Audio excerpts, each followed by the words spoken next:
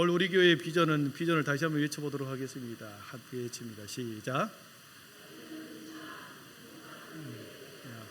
살리는 신앙 행복한 교회 되게 하소서입니다. 우리가 바라보고 우리가 가야 할 방향, 목적은 분명합니다. 우리가 가는 목적과 방향과 목표점이 분명하지 않으면 우리는 계속 갈지자로 걸어가게 되죠. 실은 저의 인생도 그랬습니다. 물론 하나님께서 목회자의 길을 걸어가게 하셨지만 이리 갔다가 저리 갔다가 계속 갈지자로 갔거든요. 근데 목표가 분명하니까 하나님께서 그런 인도를 하시더라고요. 우리 교회 올 한 해 동안의 목표와 비전과 방향과 방향성은 분명합니다. 살리는 신앙에 생명을 전도하는 일. 그리고 두 번째는 목장 시스템으로 바뀌면서 서로 교제하는 것. 그래서 전도와 교제가 교제가 올 한 해 우리 교회에 분명한 초점을 맞추고 가야 할 방향성입니다. 목장교회는 시편 23편에 나오는 그 말씀을 모티브로 삼아서 목장이라는 단어를 사용합니다. 우리 시편 23편 1절과 2절을 같이 읽어보겠습니다. 시작. 그가 나를 푸른 풀밭에 놓이시며 쉴만한 물가로 인도하시는도다. 아멘. 여호와는 나의 목자시다. 그가 나를 풀밭에, 여호와가 나를 푸른 풀밭에 놓이시며 쉴만한 물가로 인도하시는도다. 성경에는 하나님과 자신의 백성의 관계를 목자와 양의 비유로, 예수님과 예수님의 제자를 비교하여 목자와 양의 비유를 하고 있습니다. 하나님은 우리를 인도하시는 목자이시고 우리는 그의 양이시다. 시편의 기자가 고백한 것처럼 사랑하는 성도 여러분, 양은 목자를 따라갈 때 안전합니다. 양은 목자를 따라갈 때 일용할 양식을 쉼없이 공급을 받습니다. 하나님이 다스리는 목장 안에 있을 때 우리의 영적인 안전과 영적인 충족감, 만족감을 얻게 되는 줄 믿습니다. 그래서 우리 교회는, 목장교회는 모든 성도가 목장이라고 하는 이 시스템 안으로 들어와서 그 안에서 교제하고 삶을 나누고 그 안에서 함께 신앙생활을 하는 것, 그래야 믿음과 신앙이 성장하게 되게 됩니다. 목장이라고 하는 울타리 안에서 있을 때, 하나님의 울타리 안에 있을 때 우리는 안전하듯이, 목장이라는 울타리 안에서 우리의 신앙생활을 할 때 거기에서 치유가 일어나고 거기서 회복이 일어나고, 나는 혼자가 아니라 영적인 가족이 내 주위에 이렇게 많구나, 지지를 받고 격려를 받고 사랑과 섬김을 또 받게 되죠. 그래서 영적인 안정감을 얻게 됩니다.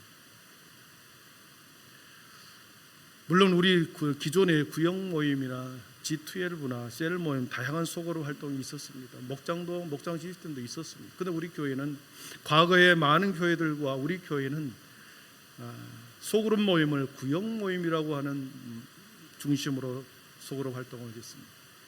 지역을 중심으로 모였다라고 하는 건데, 지역을 중심으로 모여서 구역을 편성하여 이사를 오면 그 지역에 이사가 오게 되면 그 구역으로 편입했습니다.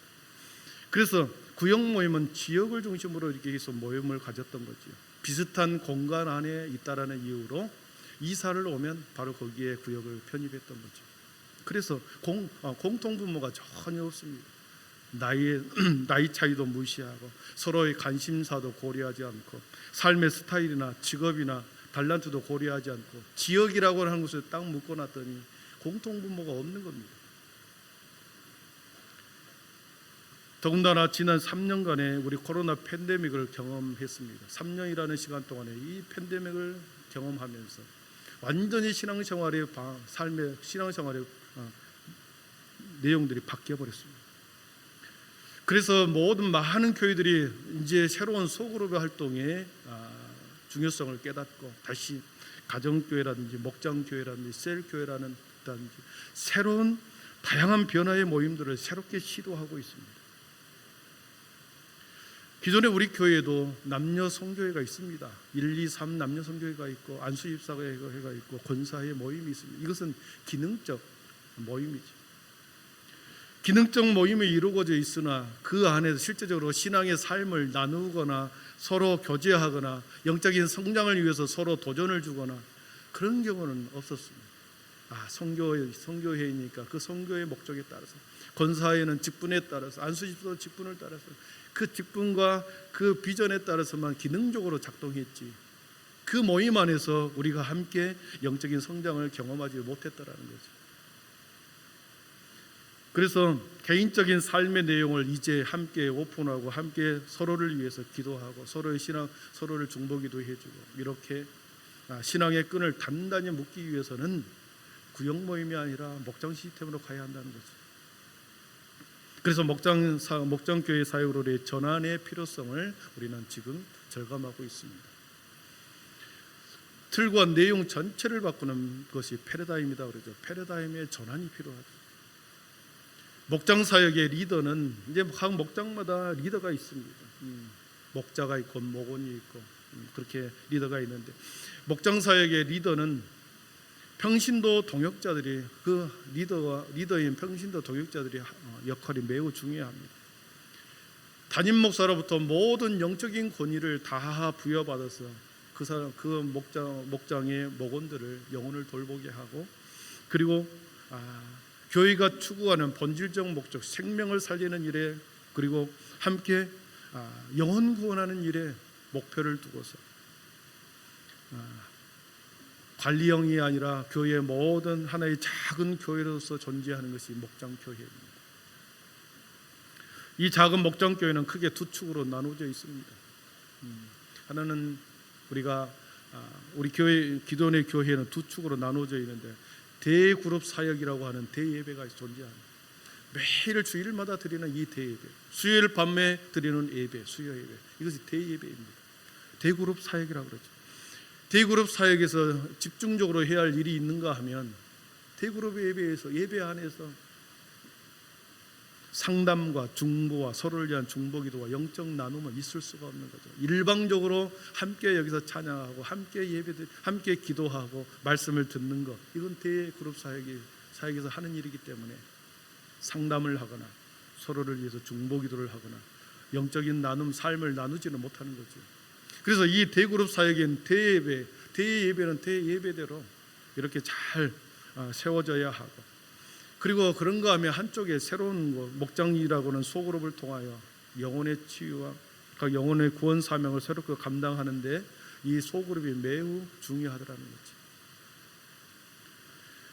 목장 교회의 모델이 되는 교회가 두 교회가 있습니다. 물론 많은 교회가 있지만 두 교회를 소개하는데, 예전에 한번 소개한 적이 있습니다. 1896년 미국 엘라싱 선교에서 파송된 폴링 목사가 공주 침례교회를 세우셨습니다. 공주 침례교회를 세우셨는데, 그 교회가 딱 100년이 되는 해에 안희묵 목사님을 25대 담임 목사로 이렇게 청빙을 합니다. 100년이라는 전통교회에서, 100년이라고는 수많은 이야기와 이 전통과 관습 속에 딱 고정되어 있는 공주 침례교회, 거기에 안희묵 목사님이 부임하셔서 목장교회로 바꿔야 되겠어요. 지금의 이 시스템으로서는 안 되겠습니다. 그리고 장로님을 설득하고 교회 성도들을 설득하여 목장교회로 나가십시다. 그래서 목장교회로 나가면서 교회가 부흥하기 시작했고, 하나님의 수많은 영혼들이 생명이 살아나는 것을 경험합니다. 그래서 그의 이름을 공주 침례교회라는 이름을 바꿔서 공주 꿈의 교회로 바꿉니다. 그래서 공주 꿈의 교회가 되고, 세종 꿈의 교회, 대전 꿈의 교회, 글로벌 꿈의 교회, 새로운 꿈의 교회, 이렇게 5개의 교회를 계속해서 확장이 이루어지더라는 거죠. 그래서 멀티 꿈의 교회가 되었습니다. 그래서 한국 교회의 이 목장 시스템이 전통적인 교회에서 얼마든지 이식이 가능하구나, 그것을 보여주는 대표적인 교회가 공주 꿈의 교회입니다. 또 다른 교회, 우리가 알고 있는 분당의 지구촌 교회입니다. 이동원 목사님이 그 교회를 개척한 후에 구역으로 진행하다가 어느 순간에 이제 목장 교회로 바꿔야 되겠다 생각하고 1년 동안 철저히 준비하고 3년 동안의 점진적 변화와 점진적인 시행착오를 거치면서 목장 교회로 안착해 갑니다. 그러면서 그 목사님이 우리가 사모하는 푸른 목장이라는 책을 써서 한국 교회에 소개를 하죠. 사랑하는 성도 여러분, 우리 교회도 구역 중심에서 이제 목장 중심의 교회로 변화를 시도하려고 합니다. 기존의 토대를 크게 흔들리지 않는 상태에서 점진적으로 변화를 거쳐서 목장 시스템이 안착이 될 때까지 많은 시행착오가 있을 것입니다. 그러나 우리가 가야 할 지향점은 분명하지. 이 목장교회는, 본론으로 들어가서 목장교회는 공동체성 회복과 팀 사역이 매우 중요합니다. 갈수록 개인주의화가 되어가고 있습니다. 그래서 모임이 하는 것이 매우 힘들어지고 회피하게 됩니다. 가족 중심 개인적인 신앙이 오픈하지 않고 계속해서 개인적인 신앙으로 자리 잡고 있는데, 목장교회는 반대로 함께 같이 더불어라고 하는 이 공동체 의식으로 나아가는 거지. 서로가 서로를 세워주는 이 공동체 의식, 공동체성을 강조하지. 오랫동안 현대교인들이 교회를 잘 섬겨왔습니다. 앞에서 말했듯이 한쪽 날개, 대예배 가운데서 예배는 잘 드렸죠. 예배를 통해서 모든 성도들의 은혜를 받고 찬양으로 힘을 얻고 기도를 통하여 다시 영적인 공급을 받았습니다. 그러나 이 한쪽 날개만 가지고서는 우리가 날아갈 수 없지요. 양쪽 날개가 있어야 날아가는 거 아니겠습니까? 한쪽 날개만 가지고서는 날아갈 수가 없었습니다. 아무리 한쪽 날개가 근육이 잘 발달하고 잘 펴진다 할지라도 또 다른 날개가 있지 않으면 날아갈 수가 없는 거죠. 이 대예배라고 하는 이 예배는 하나님의 초월성을 경험하는 것입니다. 모든 성도들이 한자리에서 전체적으로 찬양과 예배와 말씀을 들으면서 하나님의 초월성을 경험합니다. 말씀 속에 거하신 하나님의 초월성을 경험하는데, 또 다른 날개인 이 목장 소그룹 형태에서는 개인적 신앙을 강조하고 하나님의 내재성을 경험하게 됩니다. 같은 목장 안에 서로가 서로를 향하여 중보기도 하고 서로가 서로를 위해서 또 격려하고 섬김을 통해서 그 안에서 하나님의 내재성 우리를 그 안에서 경험을 하게 되더라는 거죠. 그래서 양쪽의 날개가 하나님의 초월성과 하나님의 내재성이 우리 성도의 각 심령 속에 있을 때 개인적 신앙이 이렇게 계속해서 성장해 가더라는 거죠. 그래서 우리는 혼자만의 신앙도 중요하지만 공동체성 안으로 공동체성 회복을 위해서도 반드시 이 목장교회가 필요합니다. 그리고 두 번째, 목장교회는 제2의 종교개혁이라고 말합니다. 여러분, 1592년 비텐베르그에 우리 마틴 루터가 종교개혁을 했습니다. 중세 천년의 모든 비리와 모든 모순을 해결하기 위해서 종교개혁을 일으켰죠. 그 종교개혁은 사제들의 손에만 있었던 성경을 사제들이 읽어주는 성경 말씀, 헬라와 히브리어로 되어 있는데 자신의 여러 가지 헬라어 히브리어로 계속 읽어주기만 하는 겁니다. 평신도들은 전혀 알 수 없는 내용을 읽어주는 거죠. 이게 아니다. 그래서 마틴 루터가 독일어로 번역을 하죠. 독일어로 번역해서 영어로 번역하고 이렇게 가죠. 이 사제들의 손에만 있던 성경을 모든 사람들의 손에, 평신도의 손에 성경을 준 사건이 첫 번째 종교개혁이었습니다. 두 번째 종교개혁은 교회 안에 있는 모든 사역이 그동안에는 교육자 중심으로만 이루어졌습니다. 하이라키처럼 피라미드 형태로 정점에 담임 목사가 있고 이렇게 계속해서 이런 수직적인 구조였습니다. 목회자의 손에만 이루어졌던 모든 사역이 이제 그 모든 사역을 평신도 손에 다 넘겨주는 거죠. 이 목장 사역이 그렇다는 겁니다. 그래서 목장 안에는 말씀을 담당하는 사람이 있습니다. 이제 앞으로 목장교회로 나갈 때 우리가 매주마다 설교 요약본을 이렇게 자료를 줄 것입니다. 그걸 가지고 말씀을 담당하는 사람, 그리고 거기서 찬양을 담당하는 사람, 거기에서 교제와 친교를 담당하는 사람, 거기서 헌금을 관리하는 헌금 담당하는 사람, 각 구역 목장 안에 그게 다 있습니다. 자신의 달란트와 자신의 역할대로 목장 안에서 이렇게 작은 소그룹에서 그 안에서 자신의 리더십을 개발하는 거죠. 대회에 와서 기도하는 게 얼마나 힘듭니까? 그러나 목장교회 안에서 우리가 기도를 연습하고 섬김을 연습하고 이렇게 해서 큰 대예배 가운데 우리가 리더십이 다시 세워지는 거죠. 그래서 교회 사역의 전반적인 것을 모두 평신도에게 이양함으로써 만인 제사장적 지위를 갖게 됩니다. 목장 교회에 네 가지 본질이 있습니다. 첫 번째는 확장된 가족 교회를 지향합니다. 여러분, 오늘날 핵가족 시대를 살아가고 있는데 2010년도에 1인 가구가 414만 명이었습니다. 2022년 12년 뒤에 1인 가구가 717만 가구였습니다. 그리고 3년이 지난 2025년에는 1029만 가구가 혼자 사는 1인 가구였습니다. 5명 중에 한 사람이 1인 가구더라는 거죠. 반대로 그 4인 가족, 5인 가족, 할머니와 아버지와 손자가 사는 그런 대가족은 이제 계속 해체되어 가버립니다. 그런 가운데 매우 고립되고 매우 혼자 살아가는 일이 애롭게 되어버렸습니다. 그러나 목장교회는 확장된 가족교회를 지향합니다. 우리 마가복음 3장 35절을 한번 띄워주시죠. 마가복음 3장 35절 우리 같이 읽습니다. 시작.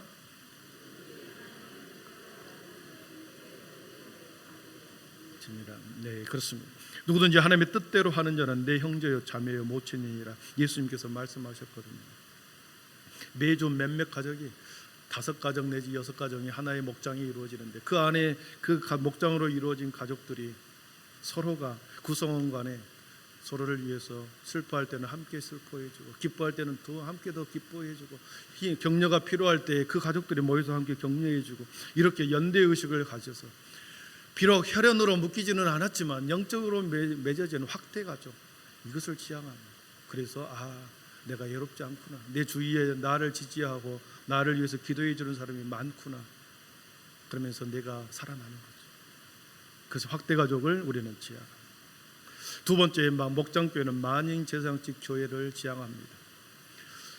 사제나 목사와 같은 영적 지도자만이 하나님 앞에 나아갈 수 있는 길이 아니라 예수 그리스도께서 휘장으로 찢기신 그의 몸을 통하여 모든 성도가 예수 그리스도를 통하여 하나님 앞에 나아갈 수 있는 길을 열어두었습니다.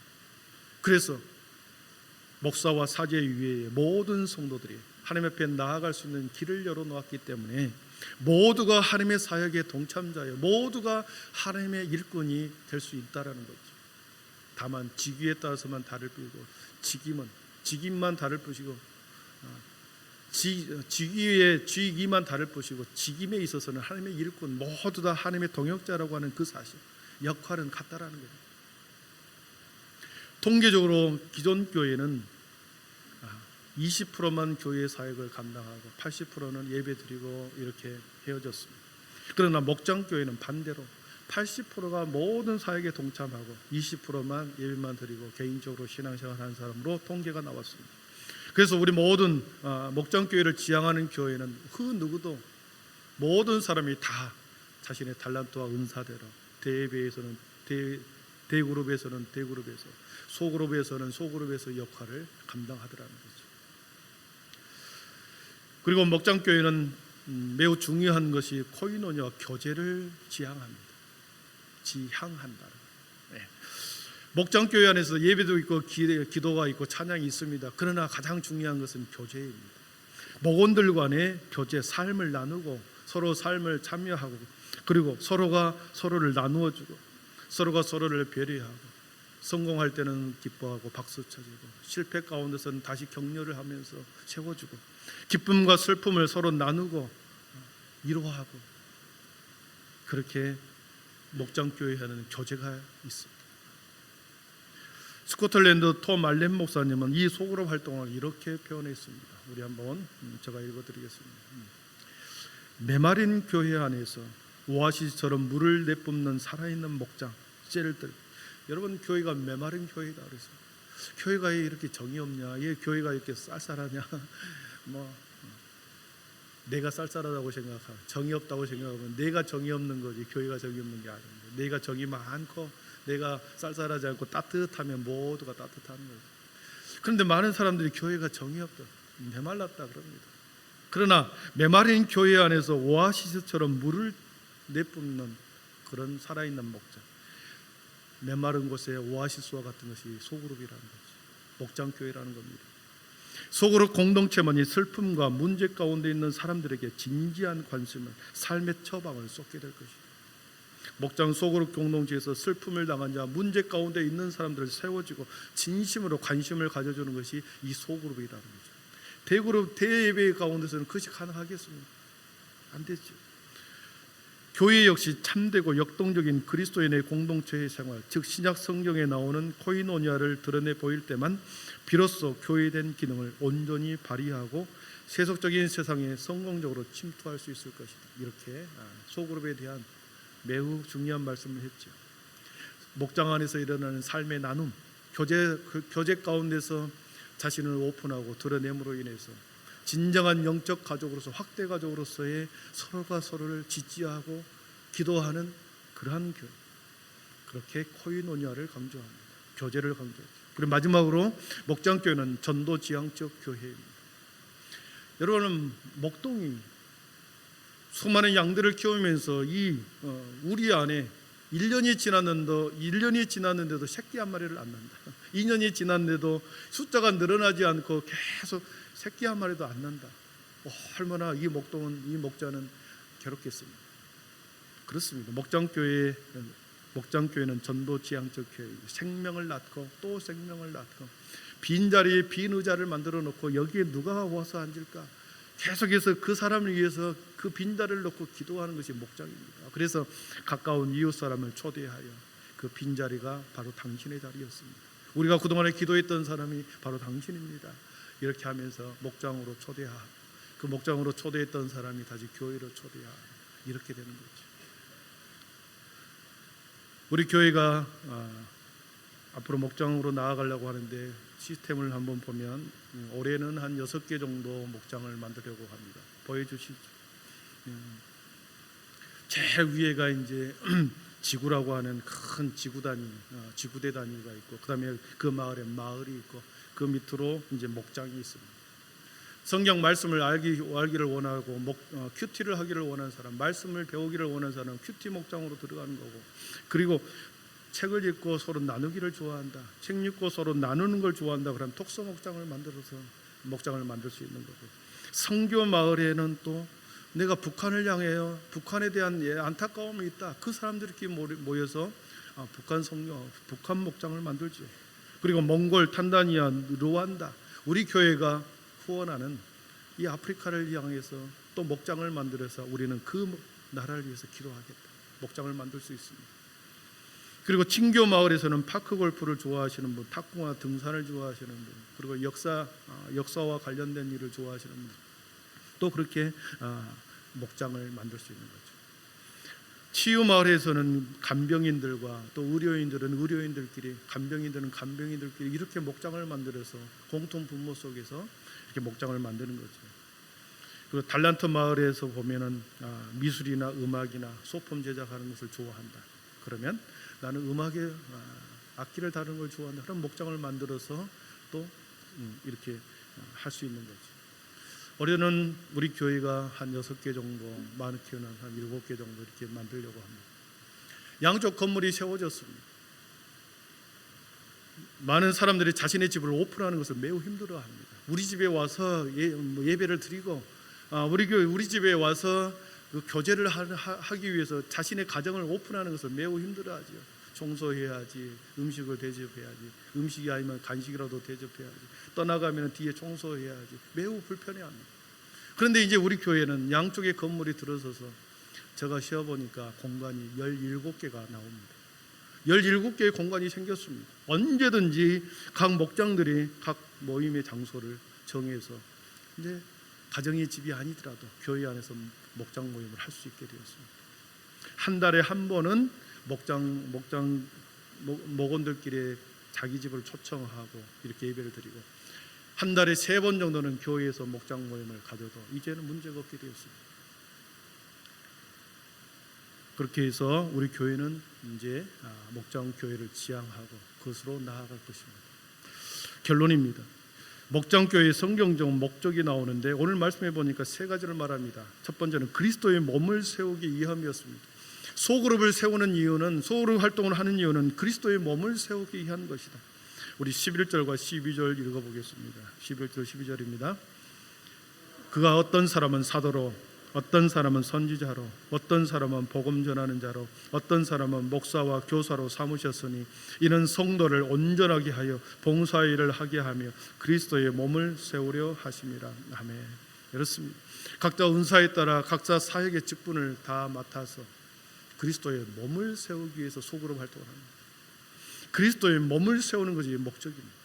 두 번째 목적은 13절에서 15절입니다.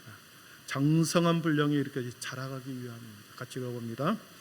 그리스도의 장성한 분량에 충만한 데까지 이르리니 이는 우리가 이제부터 어린아이가